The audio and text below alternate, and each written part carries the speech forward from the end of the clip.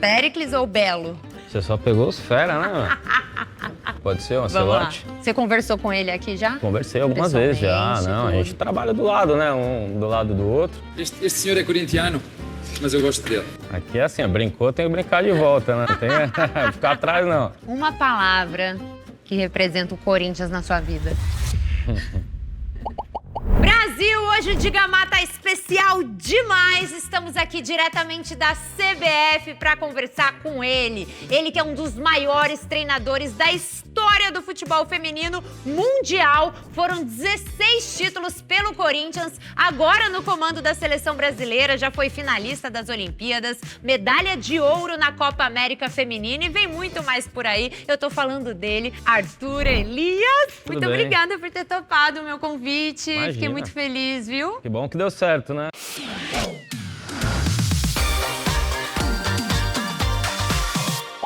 Vamos lá, então, ó. A gente tem uma plaquinha aqui e a gente fez uma pesquisa na internet com o nome Arthur Elias. E aí tem as 4 pesquisas mais feitas com o seu nome. Você vai ter que reagir, responder e vamos que vamos. Vamos lá para a primeira. Arthur Elias jogou onde?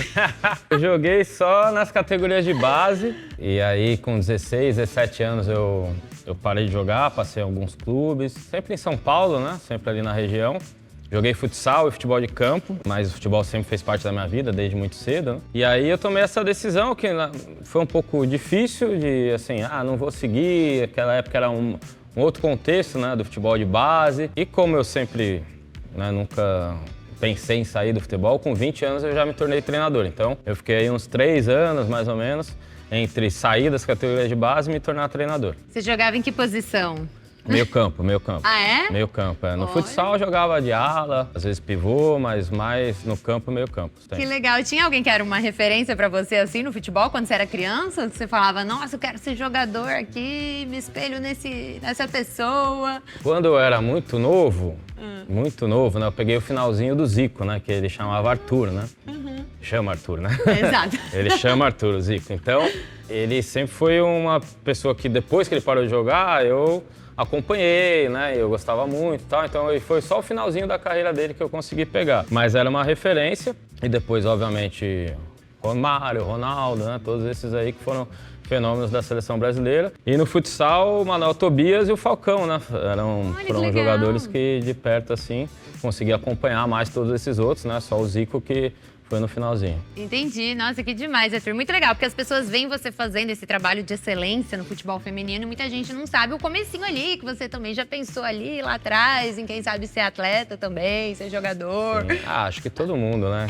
Não tem como, né? E aí eu queria que você falasse um pouquinho da sua formação. Eu sei que quando você estudava na USP, você chegou a fazer, né, uns trabalhos focados no futebol feminino também, na mulher no esporte. Quanto isso foi importante nesse começo na sua formação e também o Centro Olímpico, que é uma referência na formação de atletas e treinadores. Me fala sobre esse combo que foi muito importante na sua formação para você ser quem você é hoje. A formação ela vem, né, da procura não só pela parte acadêmica, mas também na parte prática e de você conseguir ir agregando, né, profissionais ao seu lado. Eu comecei como treinador com 20 anos no futsal universitário, depois teve o Nacional, junto ao Mackenzie também, outra universidade, com o clube já, com o Nacional. E aí depois eu vou para o Centro Olímpico, onde a gente pega uma estrutura física um pouco mais adequada, com algumas parcerias, né? Porque antes as parcerias eu que tinha que fazer todas elas, né? Para realizar um jogo ou um campeonato da minha equipe. Firme, né, nessa época. Aí no Centro Olímpico tinha uma estrutura e aí eu conversei, apresentei as minhas ideias de ter um time profissional e de fortalecer, né, o principal objetivo do Centro Olímpico, que era a formação de atletas, né? E assim, foi um processo todo e ele é contínuo, né? E até hoje. E agradeço ao futebol feminino por ter, né, me oportunizado esse crescimento. Que legal. E agora eu vou te pedir o seguinte, eu quero o seu top 3 melhores técnicos do futebol masculino e top 3 do feminino. Pô, você consegue elencar? Aí você ou é muito difícil?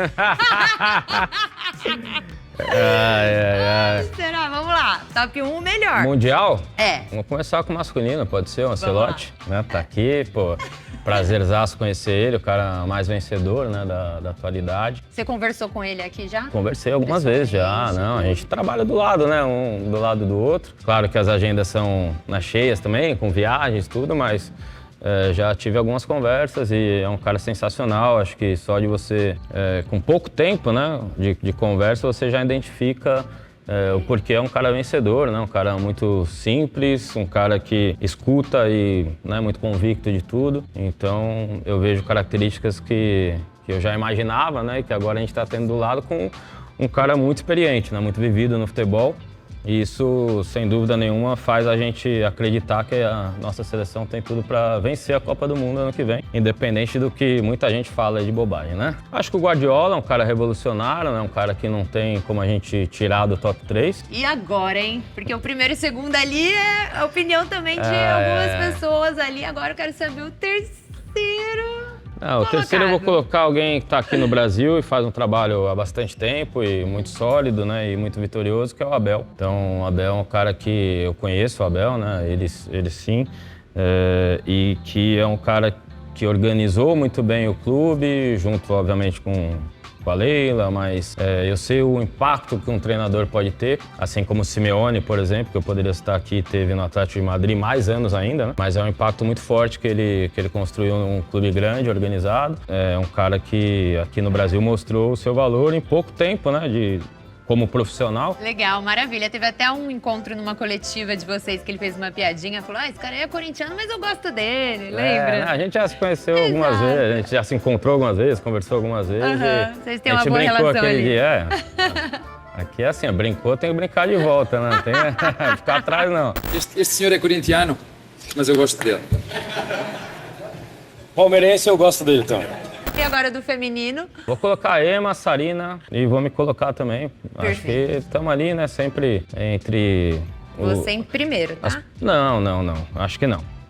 Acho que não. Achei super justa. Inclusive votei, né, na Ema ano passado como a melhor do mundo. E a Sarina vai ter meu voto também esse ano no The Best. Acho que ela é uma treinadora incrível, que está há mais tempo agora com seleções, né? O meu histórico e o da Ema foram muitos anos de clube, depois de seleção agora recente. Mas a Sarina já é tricampeã da Eurocopa, né? Tricampeã da Eurocopa e vice-campeã mundial. Então isso daí são resultados incríveis, né, que ela conseguiu. Vejo que as duas estão sim acima de mim. E antes da gente ir para a próxima, você lembrou agora, você está concorrendo ao prêmio da Bola de Ouro como o melhor técnico do futebol feminino mundial. O que você espera agora? Você está com essa expectativa alta? Você acha que pode vir dessa vez? Para mim foi muito legal ser indicado novamente, né, entre os 5. Teve troca, né, das indicações para treinadora.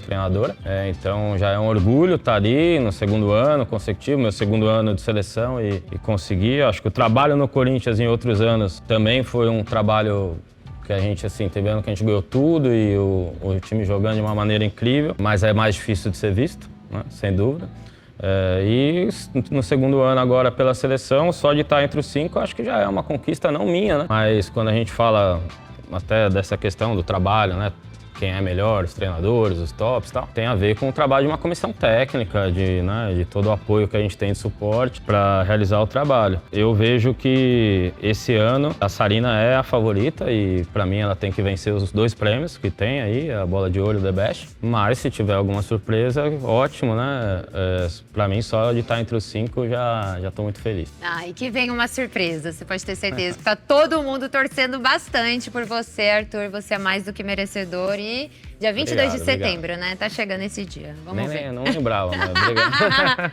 Boa, vamos pra próxima. Arthur Elias, a segunda mais pesquisada aqui.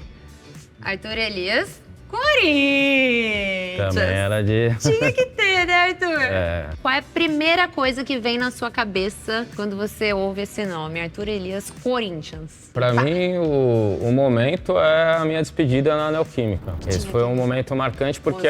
Isso, do mosaico. Nossa. E também da torcida gritar o nome, né? O estádio inteiro gritar o nome depois do jogo, a gente ter mais um título. E aí, depois de tantos títulos, né? Eu tinha ainda um desafio na Libertadores, que foi incrível também, porque o último jogo foi contra o Palmeiras, uma final, e a gente venceu novamente uma Libertadores. Mas aquele dia do lado do torcedor corintiano representou para mim todos os anos que eu passei lá, né? Isso ficou na minha cabeça, ficou marcado no meu coração, vai ficar marcado para sempre. Talvez eu nunca mais tenha, né, uma homenagem assim de um estádio lotado como foi, porque é muito difícil acontecer isso com um treinador, seja ele, né, feminino, masculino.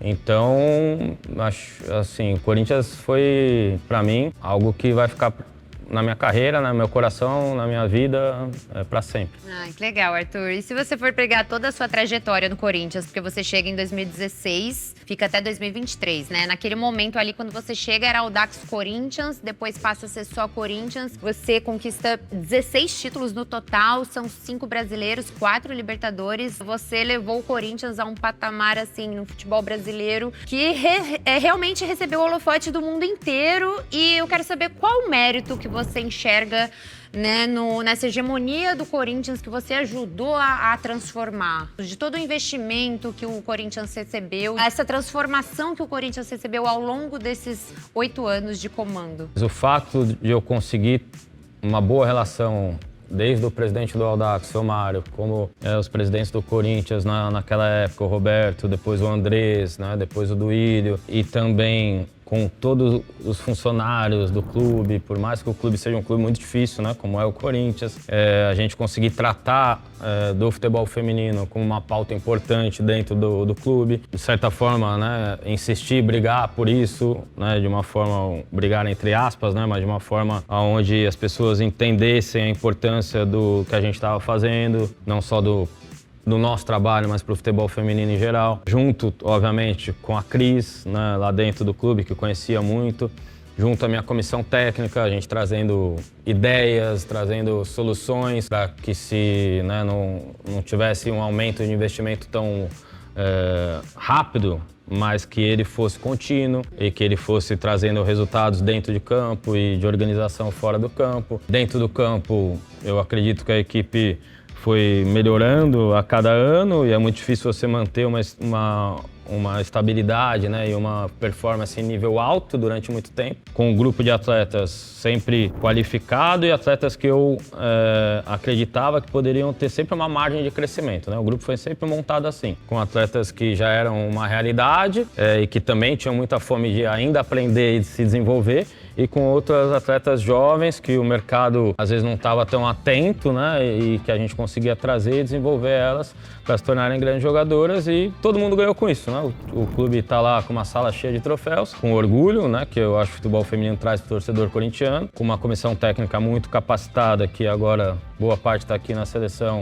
Alguns continuam no clube, estão lá também continuando fazendo um grande trabalho. As atletas que ganharam tantos títulos também se destacaram e ganharam oportunidades, né, nas suas carreiras, e uma experiência única e incrível para todos nós. Uma palavra que representa o Corinthians na sua vida.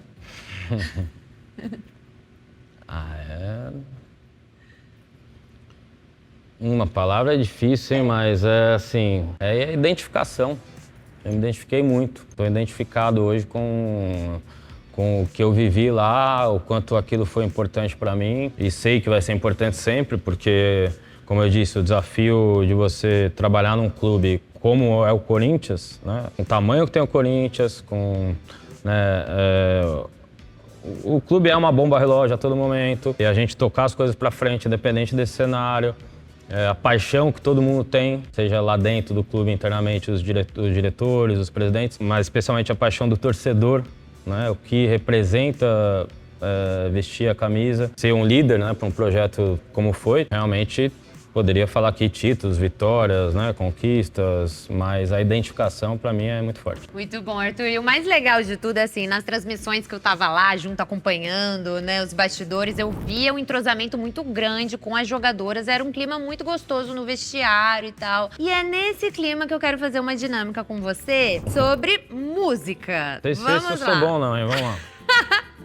Uma música que você curte quando toca no vestiário. Quando começa a tocar e você fala, essa eu vou até dançar. Tem alguma? Não Deixa o Samba Morrer.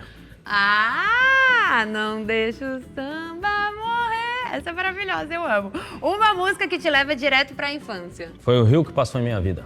Foi um rio que passou em minha vida. Você não lembra dessa? Não, É devia um sambão lembrar? do bom também. Ah, é que eu não sei, eu sou rock and roll, Uma música que não pode faltar no seu churrasco, de jeito nenhum. Você coloca pra tocar, pra animar a galera. Aí precisa ser uma música, é pagode, samba. Pagodinho. Posso falar, eu gosto do... Vamos fazer o Jorge Aragão, o Arlindo, né, que perdemos, Dona Ivone Lara, Thiaguinho, né, mais do pagode recente. Gosto de todos. O Zeca, né, que tenho tentado encontrar ele ainda, vamos ver se eu consigo. O Zeca Pagodinho. Esse ou aquele do pagodão, Thiaguinho ou Péricles? Eu vou no Péricles. Boa, Péricles ou Alexandre Pires? Péricles. Péricles ou Xande de Pilares? Péricles. Péricles ou Belo? Você só pegou os fera, né, mano? Péricles. Eita, Péricles ou Pichote? Péricles. E agora a última, Péricles ou Duzão do Menos é Mais? Péricles.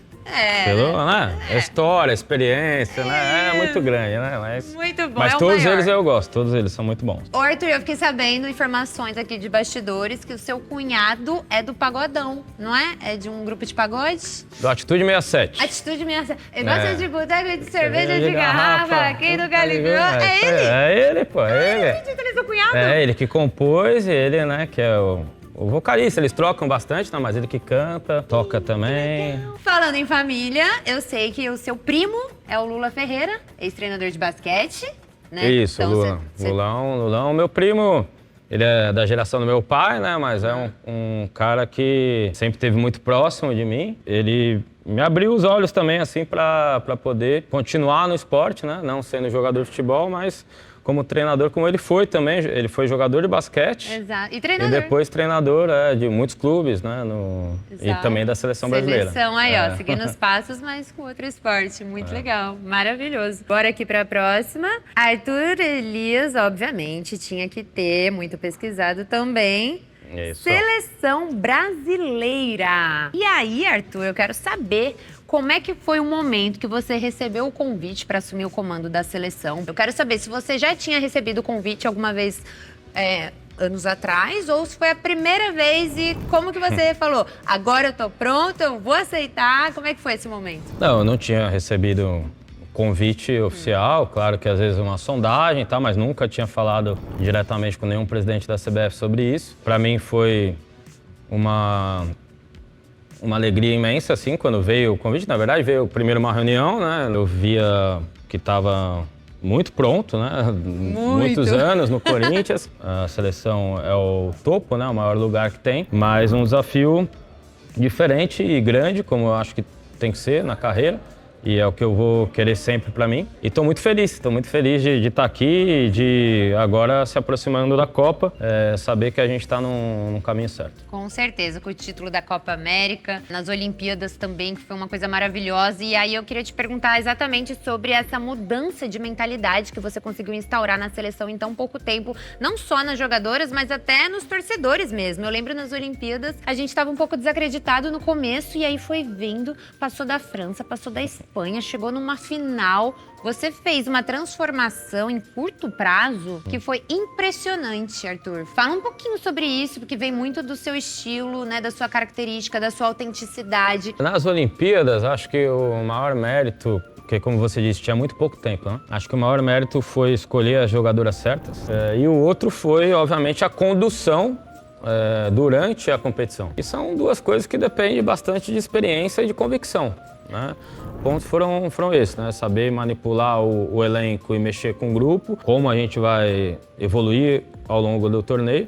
E a montagem, acho que foram os pontos importantes. E continua sendo, né? E Arthur, agora eu quero saber a expectativa para a Copa do Mundo de 2027, pela primeira vez aqui no Brasil. Como é que tá a preparação, coraçãozinho? Conta pra gente. Não, o coração tá bom, pô. O coração tá bom. Tá emocionado, óbvio, com essa oportunidade, né, que a gente tem. Eu, comissão, né, de tantos anos no futebol feminino, principalmente trabalhando muito, né, Marília? Trabalhando muito para que a gente consiga jogar bem na Copa. O objetivo é a gente preparar a seleção para performar bem e aí ter a maior chance de vencer, né, de ser campeão, é o que eu espero, a gente ser campeão da Copa do Mundo. Trabalho todos os dias pensando nisso, porque eu acho que quando a gente acredita e faz, né, acreditando sempre, as coisas ficam mais perto de acontecer. mas sabemos a dificuldade, são muitos adversários fortes, muitas seleções hoje em dia que brigam pelo título. Eu estou estudando e trabalhando, né, também olhando muito o desenvolvimento de todas essas seleções, para que a gente consiga ter uma seleção que em casa se sinta muito bem, apoiado pela nossa torcida. Eu vejo que essa é uma outra responsabilidade que a gente tem até lá, criar essa atmosfera, né, com o nosso torcedor e fazer a maior Copa do Mundo feminina de todos os tempos. Eu acho que o Brasil tem tudo para isso, o país do futebol, que vem, né, abraçando e respeitando cada vez mais o futebol feminino aqui dentro e fora também, e isso precisa ser um processo agora mais acelerado até lá e que a gente deixe um legado também, não só dentro de campo, mas fora. A expectativa é essa, né? Eu ainda acho que algumas coisas são muito atrasadas, a gente tem aquela situação de fazer muito em cima da hora, né? Enquanto desde a parte do governo, as entidades, a gente precisa se mexer mais do que eu estou vendo. Eu tenho cobrado isso, né? Eu sou assim, eu falo mesmo e com argumentos, né? Com aquilo que eu acho que é sempre estar do lado da razão. E se Deus quiser, tudo vai dar certo. A gente sabe que no futebol feminino você já zerou o game treinando a Marta, a maior de todos os tempos. E aí eu quero saber no masculino quem você preferiria treinar, Neymar ou Mbappé? Neymar. Neymar ou Lamine Yamal? O outro é muito cedo para dizer, né? Muito cedo, Neymar. Neymar ou Salah? Neymar. Neymar ou Vini Júnior? Eu acho que o Vini, porque o Ney, ele já é gênio, né? E é difícil o gênio você ensinar muitas coisas, né? O Vini, ele é um cracaço, né? Talvez não tenha a genialidade do Ney, mas é um cara tão determinado, com a personalidade que eu gosto tanto, assim, de um caráter e de uma entrega, o tipo de jogador que eu gosto. Vini Júnior. Vini Júnior ou Ronaldinho Gaúcho? Pra ter no dia a dia, assim, ver o cara fazendo as coisas, o Ronaldinho. Exato, é o bruxo, não tem jeito. Tá bom, Ronaldinho, porque também o Ronaldinho é campeão do mundo, enfim, o cara que teve várias fases na carreira. E aí pega também, porque aí já é da época que eu era um pouco mais menino, né? E aí tem o coração. Exato, pesa um pouquinho, né? Não tem como. Ronaldinho Gaúcho ou Yuri Alberto? Ronaldinho Gaúcho, pô. Foi mal, Yuri. A produção colocou aqui o Yuri Alberto.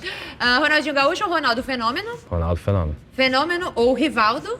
Fenômeno. Fenômeno ou CR7? Fenômeno. Fenômeno ou Messi? Fenômeno. Fenômeno. É isso! É o maior de todos os tempos. Bora lá. Agora, Arthur Elias pra fechar. Arthur Elias, futuro. Eu lembro quando você tava lá ganhando tudo no Corinthians, no time masculino, muita gente pedia você pro time masculino. Falava, a gente quer o Arthur Elias.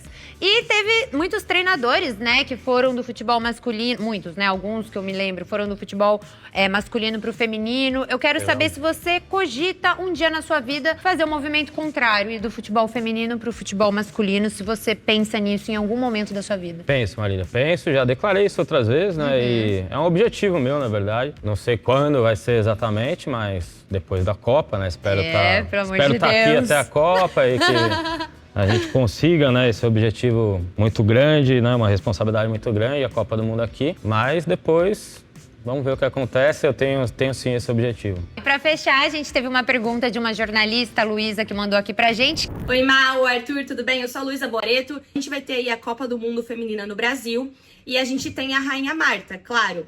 Eu queria saber se você e a Marta já conversaram do tipo, se ela, lá no futuro, quando for a Copa do Mundo aqui, não tiver 100% como jogadora para ser relacionada, caso não tenha rainha como jogadora, a gente teria uma Rainha Marta como comissão técnica? A seleção vai estar sempre de portas abertas para a Marta pro resto da vida dela, quando ela quiser. Se ela não estiver em campo na Copa do Mundo, com certeza ela vai estar com a gente, vai estar com a seleção, não tenha dúvida nenhuma. Qual função que ela vai exercer, aí é ela que vai, né, saber melhor do que a gente. Agora, óbvio que o olhar para ela como atleta, inclusive, foi decisiva para nós na nossa conquista da Copa América, né, e foi muito especial para a gente, assim, ter tido esse momento ainda com a Marta, né, e dela ter brilhado tanto e nos ajudado tanto com mais um ouro que ela conquistou pro Brasil. Essa entrevista, olha, eu posso falar, foi uma das mais legais que eu já fiz. Porque mesmo? Pô, eu tô aqui na correria. Não, tal, foi mas eu rapidinho, vim. mas foi muito bom, porque você passa uma coisa muito boa, sabe? Uma verdade, uma coisa tão legal, de uma pode ter energia tão certeza. boa. Eu amei te entrevistar. Muito obrigada Amém. por tudo, viu? Dá um Obrigado, abraço mãe. aqui. Dou. Você é sensacional. Valeu. Você também, tá? Obrigada. Sucesso sempre, tá bom? Muito obrigada. Valeu. Valeu demais, gente. Tamo junto. Deixa aí nos comentários o que vocês acharam e até o próximo Diga Má. Valeu, pessoal. Um beijo. Beijo.